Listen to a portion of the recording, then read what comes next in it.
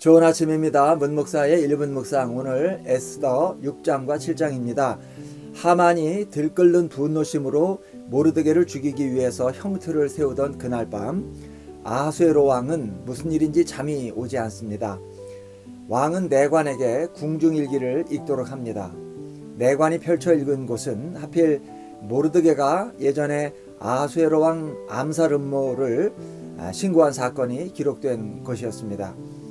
왕을 위해 큰 공을 세웠는데도 당시에 아무런 포상이 없었다는 것을 확인한 아하수에로 왕은 늦게라도 포상할 생각에 신하와 상의하려고 사람을 부릅니다. 그런데 때마침 하만이 모르드게 처형권을 보고하기 위해 입궐 중이었습니다. 왕은 하만에게 모르드게라는 이름을 먼저 말하지 않고 왕이 존귀하게 여기고 싶은 사람에게 어떻게 예우하면 좋겠느냐고 하만에게 묻습니다. 하만은 그가 곧 자기를 말하는 것이라 지레짐작하고 왕복과 왕관을 씌워서 퍼레이드를 벌여주라고 말합니다.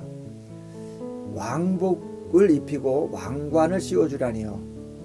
그는 왕이 되고 싶었던 걸까요? 그러나 그 포상 대상자가 자기가 아니라 모르드게였으니 결국 하만은 자기가 그토록 증오하는 모르드게를 제 손으로 지존을 만들어주는 일을 하고 만 것이지요.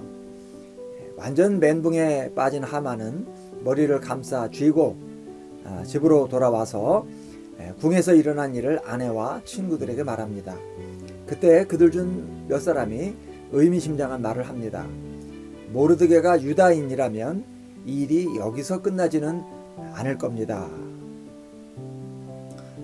결국 하만은 끝장이 나고 맙니다. 에스더가 배설한 두 번째 연회 속에서 왕은 다시 한번 에스더에게 소원이 무엇인가고 묻고 에스더는 왕에게 살려달라고 간청합니다.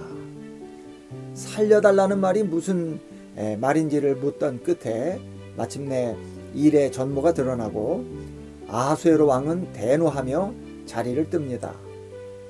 너무나도 다급해진 하만이 목숨을 구하기 위해서 에스더 앞에 엎드렸는데 왕이 다시 연회석으로 돌아오면서 보니 마치 그 자세가 하만이 왕후를 욕보이려 드는 것처럼 보입니다. 더 이상 참지 못하고 왕은 폭발하고 맙니다. 하만은 즉시 현장에서 포박당하고 모르드게를 처형하기 위해 세운 나무에 하만 자신이 달려 죽고 맙니다. 이 모든 일이 그저 우연히 일어나는 일일까요? 결코 그렇지 않습니다. 에스더서에 하나님이라는 이름이 직접 나오지는 않습니다. 그러나 하나님은 한시도 에스더와 모르드게 그리고 유다인들을 떠나신 적이 없습니다.